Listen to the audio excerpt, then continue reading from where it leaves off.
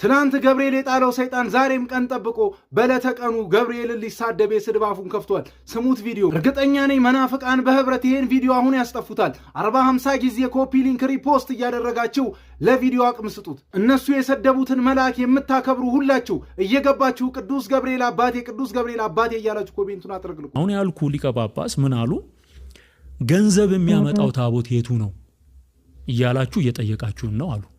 ስብሰባ ካህናቱ በተሰበሰቡበት ገንዘብ የሚያመጣ ታቦት የቱ ነው ተብሎ በክርክር ለምሳሌ ገብርኤል ነው ብዙ ስለት ሰሚ ነው እየተባለውና ብዙ ቦታ ገብርኤል ታያለ ከቁልቢ ጀምሮ ስለት ሰሚ ተብሎ እኛም ያደግንበት ወደዚህ ወደ አዋሳም ዲላም ጪጩ ገብርኤል የሚባል በጣም ከፍተኛ ገቢ ነው የሚያስገባውና የሚደገም ድግምት አለ።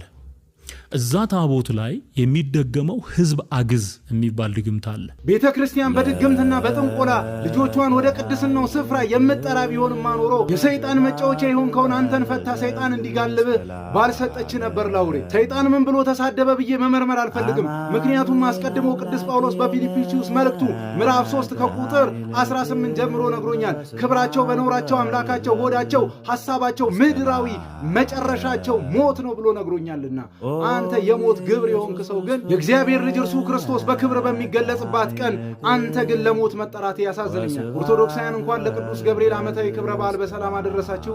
ራስ ምልክቷን